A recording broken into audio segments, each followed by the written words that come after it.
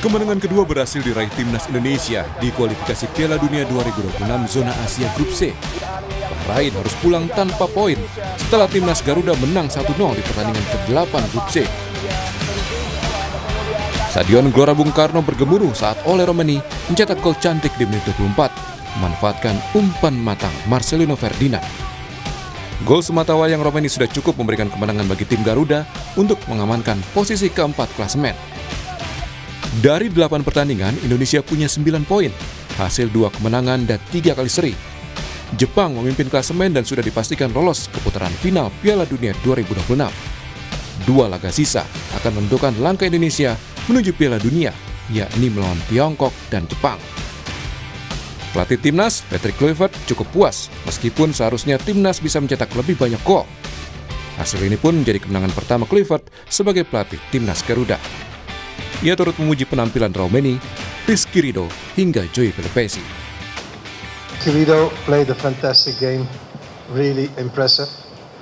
I knew already his qualities as well, but he did a great job. What else could I say?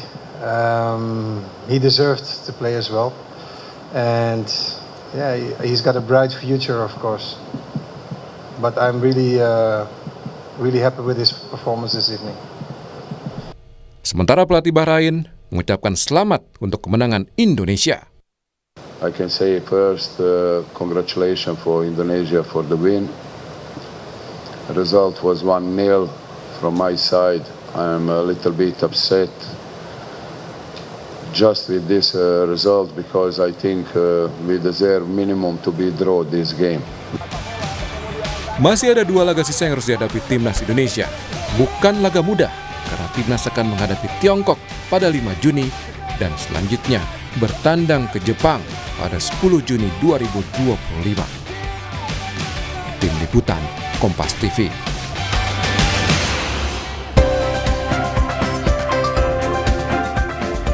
Saudara, kemenangan penting diraih timnas atas Bahrain. Kemenangan yang menjaga asa Indonesia untuk lolos ke Piala Dunia 2026. Lalu, apa evaluasi dari pertandingan tadi malam dan apa strategi yang perlu diterapkan di 2 pertandingan sisa melawan Tiongkok dan Jepang? Kita ulas bersama pengamat sepak bola Erwin Fitriansyah. Selamat pagi Mas Erwin. Selamat pagi. Terima kasih sudah hadir di studio Mas. Terima kasih juga sudah diundang. Dan mantan pemain timnas Aji Santoso. Selamat pagi Mas Aji. Selamat pagi Bung Rio, selamat Terima pagi kasih. Mas Erwin. Selamat pagi Kapten. Terima kasih Mas Aji dan juga Mas Erwin sudah bergabung di Dialog Sapa Indonesia pagi hari ini. Ini masih terasa juga nih senyum-senyum kemenangan nih sampai pagi ini nih. Saya ke Mas Erwin. Mas Erwin, sebenarnya pengen langsung bahas berapa peluang, seberapa besar peluangnya. Tapi sebelum itu kita bahas evaluasi dulu tadi malam soal pertandingan Indonesia-Bahrain. Menurut Anda sudah optimal dibandingkan dengan lawan Australia atau bagaimana? Kalau melihat hasilnya tentu optimal karena waktu lawan Australia kita kalah semalam menang. Tapi kan kalau dilihat lagi secara permainan ya. Secara permainan di lini belakang terutama ini harus kredit tersendiri harus diberikan kepada trio lini belakang tanpa mengecilkan pemain lainnya. Karena banyak sekali peluang yang mereka gagalkan sebelum sampai ke Martin Paes. Difilter juga dari lini tengah. Jadi 3 orang di lini belakang ada Jay Izes, ada Rizky Ridho, ada Justin Hubner. Ini solid sekali didukung dengan pemain-pemain tengah. Dan yang menonjol adalah Joey Pelupesi di tengah. Dia debutan starter untuk pertama kalinya karena di Australia dia nggak main. Dia main di tengah itu solid sekali, jadi filter serangan di lini tengah sehingga membuat Tom Haye leluasa untuk bisa ikut menyerang untuk mengkreasi serangan. Jadi kredit yang paling bagus ketika mereka bertahan. Tapi PR-nya tentu adalah ketika penyelesaian akhir.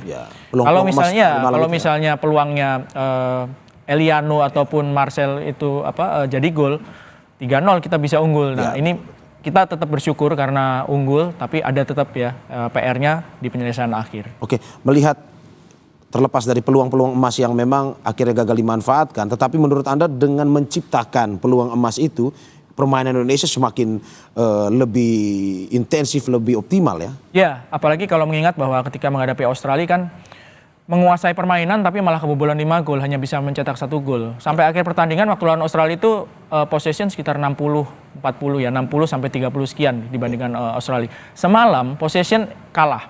Penguasaan bola itu kalah 55 dan 40 sekian berapa gitu ya, kita kalah.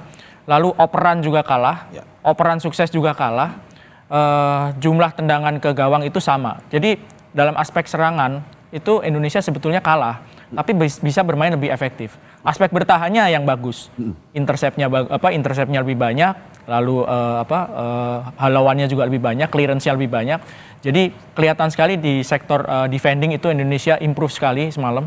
Mungkin juga karena karakter lawannya juga beda ya. Kalau Australia kan memang harus diakui meskipun mereka nggak diperkuat beberapa pemain utamanya, intinya, ya. tapi mereka banyak yang bermain di Eropa, mereka sudah langganan Piala Dunia, bermain di kandang juga. Ya. Saya lihat semalam Bahrain cukup nggak bisa bermain lepas karena mungkin juga karena tekanan dari supporter Indonesia yang luar biasa semalam dukungannya kan. Iya, membuat Bahrain juga akhirnya gugup ya. Iya. Saya ke Mas Aji. Mas Aji, bagaimana melihat pertandingan semalam? Sudah puas 1-0 atau sebenarnya Indonesia bisa lebih tambah banyak gol semalam nih? Iya, yang pertama tentunya kita ucapkan selamat buat tim kita yang mana dalam pertandingan kemarin kita bisa menang dan saya yakin supporter sangat bahagia, tidurnya juga bisa nyenyak ya. Tapi memang apa yang dikatakan oleh Mas Erwin tadi betul. Jadi sebenarnya kalau kita melihat dari pertandingan pertama lawan Australia itu, kita memang sistem pertahanan kita sangat buruk. Gol ke-1 sampai ke-4 itu semua kesalahan dari pemain-pemain kita sendiri. Yang berikutnya pertandingan kemarin dengan menggunakan formasi yang berbeda. Mereka di Australia menggunakan 4-3-3, kemarin itu menggunakan 3-4-2-1. Ya. Dan trio pemain belakang kita, terutama Rizky Ridho tampil sangat luar biasa. Jadi sangat tidak salah kalau pelatih tersebut memberi kesempatan sebagai starter line up untuk Rizky Ridho. Terbukti dia menang melakukan duel-duel, beberapa kali melakukan intercept yang sangat bagus. Anak ini memang memiliki kualitas sangat bagus. Cuman sayang setelah ada perbaikan dari sistem pertahanan kita, organisasi pertahanan kita dari Australia, kemarin pertahanan cukup bagus. Cuman kembali lagi sekarang yang menjadi permasalahan adalah finishing. Ya, finishing itu kemarin kalau Marcelino sama pemain pengganti itu bisa cetak gol 3-0 itu lebih safe, lebih aman itu ya. Tapi jangan, saya sih kemarin juga begitu masuknya Ricky Kambuaya, saya sangat yakin tim ini lebih hidup dan itu terbukti ketika Ricky Kambuaya masuk, dia memberikan akses yang sangat bagus. Itu sayang memang tidak jadi gol. Ini yang menjadi PR sekarang ke depan adalah sistem organisasi pertahanan tetap dipertahankan. Yang menjadi PR adalah finishing pemain depan sekarang. Oke, berarti Anda setuju Mas Aji bahwa pertahanan kita saat ini lebih baik ketimbang melawan Australia? Ya, cukup solid. Pemain tim Bahrain hanya sekali aja mendapatkan peluang, itu pun bukan peluang emas, jajan di-heading crossing dari samping kiri pertahanan kita, di-heading oleh lawan, tapi bolanya masih ke samping. Tapi secara keseluruhan organisasi pertahanan juga bagus, lini tengah pun juga melakukan duel-duel cukup bagus, meskipun memang penguasaan bola lebih banyak di Bahrain, tapi efektivitas lebih bagus daripada kita. Kita ada peluang di mana peluang gol terjadi itu melalui 3 sentuhan. Tom Haye memberikan diagonal long pass, Marcelino muncul, Marcelino kontrol sekali dan memberikan umpan ke Romi dan cetak gol. Seperti itu, Bung. Oke, saya ke Mas Erwin. Mas Erwin, kalau kita melihat kemarin bahwa ada di babak kedua, bagaimana kita melihat sepertinya Indonesia mulai agak sedikit kelelahan dalam arti bahwa sebelum pergantian pemain baru datang masuk untuk menggantikan, bahwa memang setengah permainan itu ya Indonesia seperti kelelahan untuk melakukan penyerangan. Susah benteng pertahanan dari pemain Bahrain pun bisa menjaga, walaupun sebenarnya Bahrain pun juga ya agak susah juga untuk menembus benteng kita. Menurut Anda seperti apa ini? Ya, kita melihat. Ya, sebelum masuk ke situ saya mau nambahin sedikit. Rizky Ridho sama Marcelino itu bekas anak buahnya Cak Aji waktu di Persebaya. Jadi salah satu yang menemukan bakat dan memberikan kepercayaan Rizky Ridho sama Marcelino itu ya Aji Santoso yang sekarang ada di ini. Ke pertanyaan itu tadi, memang wajar ya kalau misalnya ada penurunan permainan karena intensitas tinggi, terutama di babak pertama. Babak pertama itu bisa dibilang Bahrain diisolir ya untuk melakukan serangan ke gawang Martin Paesio. Mereka mereka bisa main, tapi ketika masuk ke kotak penalti itu mereka nggak punya kesempatan banyak. Jadi di babak kedua wajar kalau karena intensitas tinggi terus permainannya jadi agak menurun pemain-pemain Indonesia. Tapi yang harus diberikan kredit adalah ada kejelian dari tim pelatih Indonesia untuk menurunkan pemain-pemain ini seperti Ricky Kambuaya, lalu ada Eliano. Ini 2 orang pemain yang dimasukkan babak kedua, termasuk Ivar ya. Ini kelihatan sekali perannya gitu ya. Sehingga Bahrain juga nggak berani untuk terus-menerus membuka serangan gitu. Karena efek dari Ricky serta Eliano ini juga ketika menyerang mereka juga cukup tajam dan menghasilkan ancaman kan. Satu peluang tadi dibikin oleh Eliano hasil dari umpan Ricky Kambuaya. Jadi pergantian pemain yang tepat dari tim pelatih, kejelian pemain, memasukkan pemain dan langsung tune in ke dalam permainan itu sebuah hal yang menjadi kredit juga ya. Jadi Indonesia menjadi bangkit lagi di babak kedua. Bahrainnya juga keder juga kalau mau nyerang terus gitu. Mereka juga pasti takut dengan pemain-pemain baru itu. Oke, saya ke Mas Haji. Mas Haji, Anda pernah berada di lapangan ketika bagaimana ribuan penonton menyaksikan pertandingan tersebut, puluhan ribu menyorakkan nama Indonesia dan juga nama Anda. Bagaimana atmosfer itu bisa mempengaruhi sebenarnya permainan teman-teman timnas untuk semakin lebih semangat, semakin lebih optimal dalam bermain? Iya, semalam itu semua supporter sekitar 70.000 penonton yang menghadapi, tentunya ini menjadikan dorongan spirit buat pemain untuk tampil habis-habisan. Dan itu dibuktikan oleh semua pemain. Menurut saya semua pemain bukan hanya masalah menang aja, tetapi memang pemain kemarin benar-benar main cukup bagus, cukup solid. Salah satunya adalah kehadiran pemain ke-12 yaitu supporter gitu loh. Jadi ini harus dijadikan momen untuk bisa kita lolos ke babak berikutnya karena peluangnya cukup besar dengan catatan kita bisa menang lawan Tiongkok nanti. Oke Mas, ini juga terkait dengan pengalaman Anda sebagai seorang pemain. 3-4-2-1 berbeda juga dengan lawan Australia kemarin. Bagaimana Anda sebagai pemain saat itu harus beradaptasi cepat dengan pergantian-pergantian strategi, terutama pergantian yang misalkan harus terjadi di dalam sebuah pertandingan, misalkan babak pertama formasinya berapa, strategi masuk ke babak kedua seperti apa untuk melihat dari pertandingan. Bagaimana waktu itu, Mas? Iya, Bung, ini pemain-pemain kita ini kan pemain-pemain berpengalaman, pemain-pemain yang sangat berkualitas. Jadi menurut saya memang ada sedikit risiko yang diambil oleh tim pelatih di mana merubah formasi dan itu tidak banyak waktu. Tetapi kembali lagi bahwa pemain-pemain ini sudah berpengalaman dengan memainkan formasi apapun. Jadi ketika perubahan formasi dari 4-3-3 menjadi 3-4-2-1, sepertinya kalau melihat pertandingan kemarin nggak ada masalah gitu loh.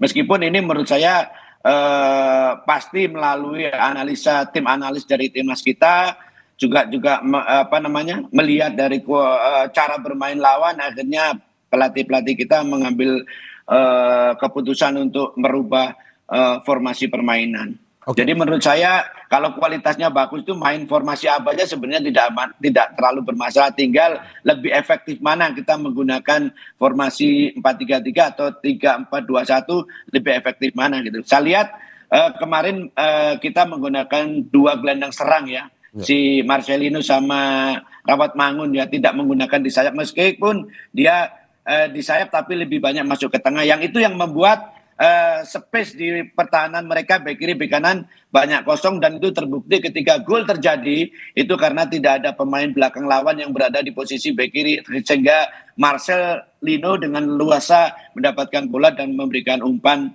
di mana umpan itu cukup bagus dan akhirnya bisa terjadi gol. Oke, kalau misalkan Anda bilang efektif tadi malam, apakah 3-4-2-1 juga efektif untuk pertandingan selanjutnya atau gimana?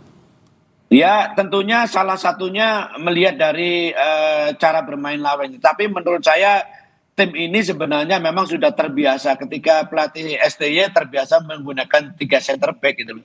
Jadi kalau menurut pengamatan pelatih ini lebih efektif. Kalau menurut saya sih kemarin sih lebih efektif, dari pertahanan juga kokoh, dari segi attacking juga lebih banyak peluang terutama di samping kiri dan samping kanan. Oke, saya ke Mas Erwin. Mas Erwin, ada beberapa pemain yang semalam tidak unjuk gigi di lapangan melawan Bahrain. Menurut Anda siapa yang perlu dikasih kesempatan untuk pada pertandingan berikut melawan Tiongkok dan juga Jepang?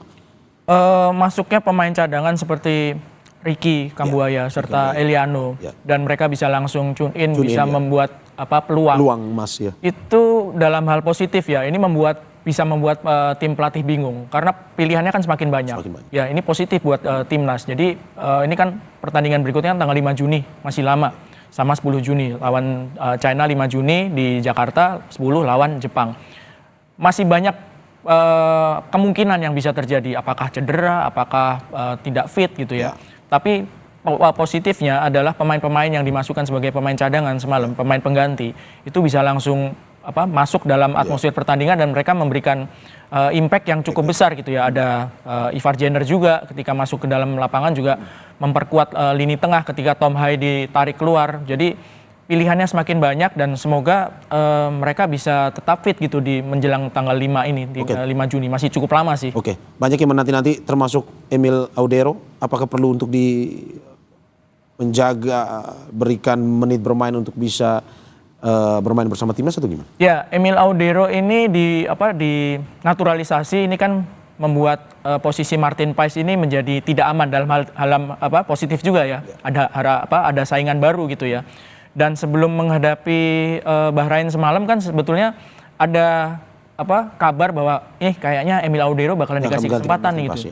Tapi ya itu tadi bahwa pilihan Patrick Kluivert dan Martin Paes ini juga posisinya sangat aman gitu ya. Jarang sekali sebenarnya kalau misalnya kiper utama itu kalau nggak cedera atau akumulasi kartu diganti sama kiper cadangannya itu. Jadi perlu juga kan Emil Audero untuk bermain beradaptasi dengan pemain-pemain di sekitarnya. 3 back di depannya itu kan Martin Paes jelas lebih familiar karena sudah beberapa kali main bareng dengan Jai Izes dan kawan-kawan di lini belakang.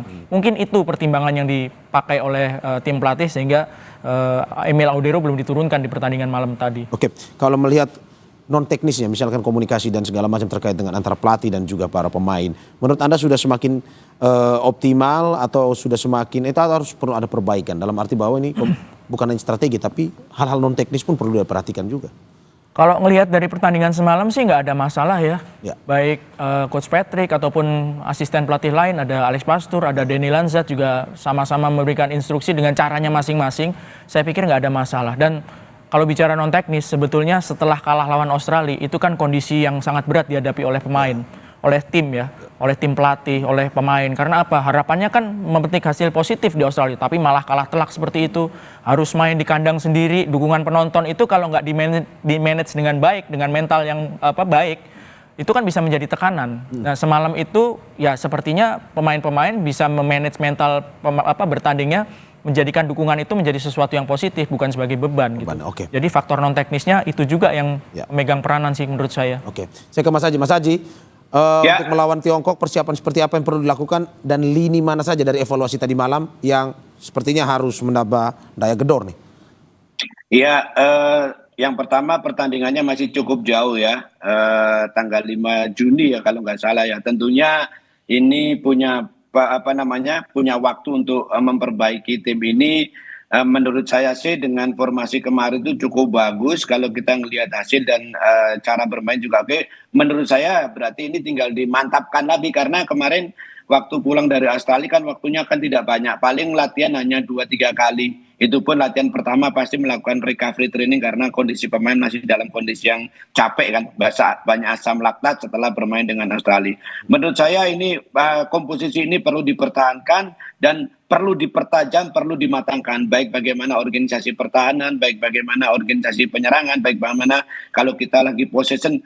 Itu kemarin memang sentuhan-sentuhan tim lawan sedikit lebih unggul, tetapi untuk berikutnya seharusnya sentuhan-sentuhan kita harus lebih bagus lagi karena materi pemain kita ini sangat layak untuk bermain dengan 1-2 sentuhan gitu. Kemarin masih ada beberapa kali sering hilang bola dan satu lagi saya lihat kemarin ketika melakukan direct long pass dari stopper kita ke striker kita itu selalu gagal. Tetapi ketika melakukan diagonal long pass ini banyak suksesnya gitu loh. Terbukti banyak-banyak ruang kosong yang bisa dimanfaatkan pemain-pemain kita. Jadi menurut saya waktu masih ada, cukup lama persiapannya.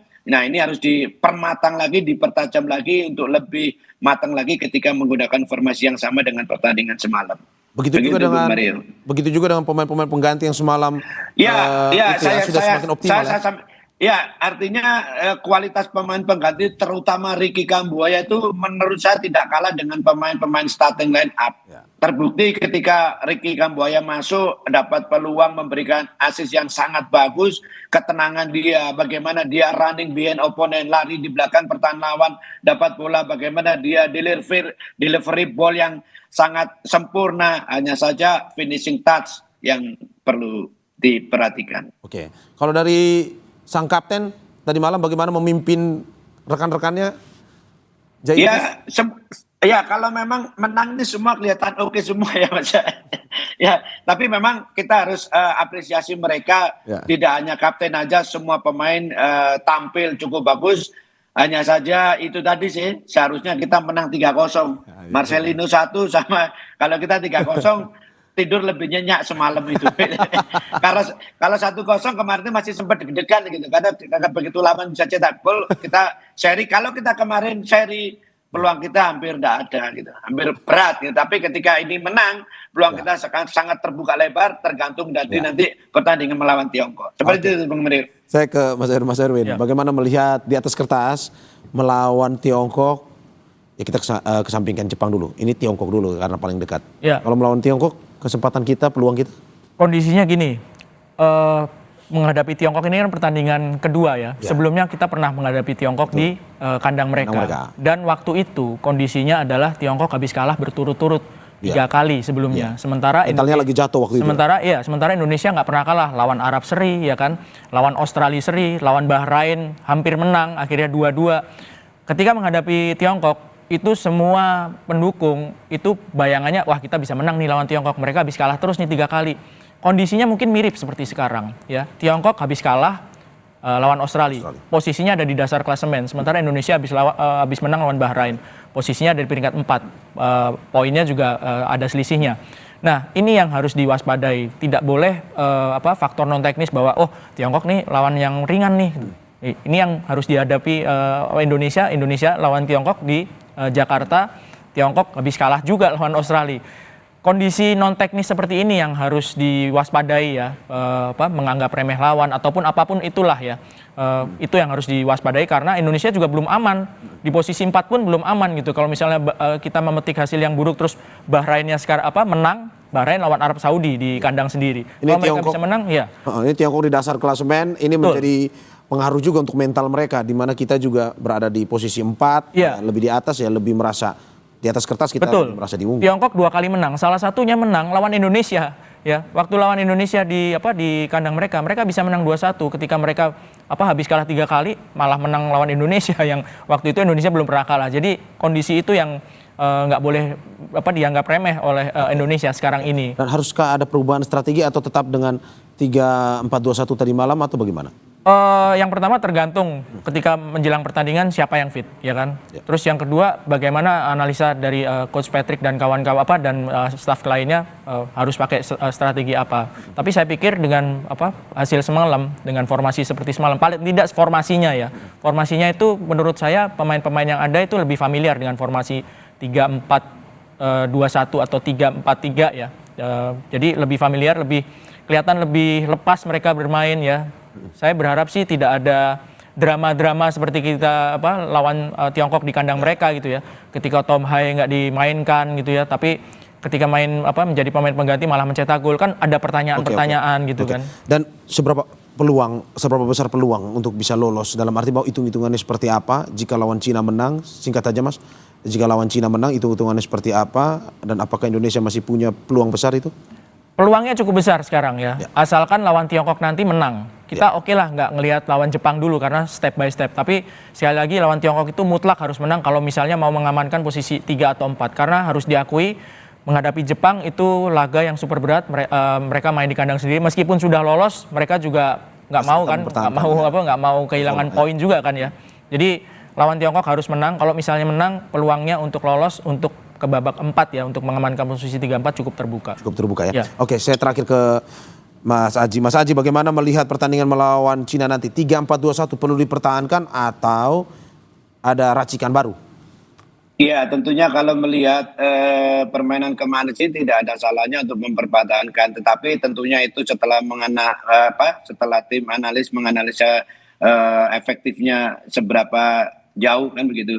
Yang kedua, kalau kita berbicara masalah peluang, apa yang dikatakan oleh Mas Erwin tadi benar, Pak. Yang penting adalah ketika nanti melawan Tiongkok kita menang, kita sudah memastikan di posisi keempat. Ya. Gitu loh, karena Bahrain tinggal 2 pertandingan melawan Arab Saudi dan terakhir melawan Tiongkok. Jadi kalaupun kita menang lawan Tiongkok, terus kita kalah lawan Jepang, sedangkan dua-duanya Bahrain menang, kita menang head to head gitu. Ya. Karena ketika main di kandang Bahrain 2-2, kemarin kita menang 1-0. Jadi pertandingan penentuan lolos tidaknya itu tentunya melawan Tiongkok nanti. Kalau menang sudah pasti lolos, 100% pasti lolos. Karena tidak terkejar dengan head to head oleh Bahrain dan Indonesia. Seperti itu Bung Mario. Oke, terakhir Mas Haji, bagaimana melihat tadi sudah membahas dengan Mas Erwin terkait dengan apa yang harus dilakukan, evaluasi dilakukan oleh timnas karena kemarin ada fisik yang kurang optimal di babak kedua dan segala macam. Apa sebagai mantan pemain apa yang harus dilakukan? Iya, yang pertama kemarin itu dalam kondisi normal, artinya ketika tim kita sudah leading, babak kedua terus kenapa kita lebih banyak diserang karena memang mereka pemain lawan itu keluar menyerang untuk mengejar ketertinggalan, sedangkan kita lebih banyak defend. Ya? Yes, bukan berarti tenaga mereka habis, enggak, karena itu memang kondisi normal di dalam sepak bola. Ketika kita menang mencoba mempertahankan, sedangkan lawan yang tertinggal mencoba untuk mengejar. Jadi menurut saya oke, kalau kelelahan pasti karena kemarin main dari awal sampai 90 menit melakukan tempo yang tinggi dan kita terlihat Rizky Ridho juga sedikit ada kram-kram sedikit, itu normal, tetapi secara keseluruhan kita apresiasi lah perjuangan pemain-pemain kita semalam. Oke, terima kasih Bapak-bapak pengamat sepak bola Erwin Fitriansyah dan juga mantan pemain timnas Aji Santoso. Apa yang disampaikan semoga memberikan semangat optimis dan juga selalu bisa tidur nyenyak ya Mas ya. Menang untuk tim Garuda. Amin. Selamat menikmati 3 poin. Oke, terima kasih. Sehat-sehat selalu Bapak. Mas Arwin. Terima kasih banyak.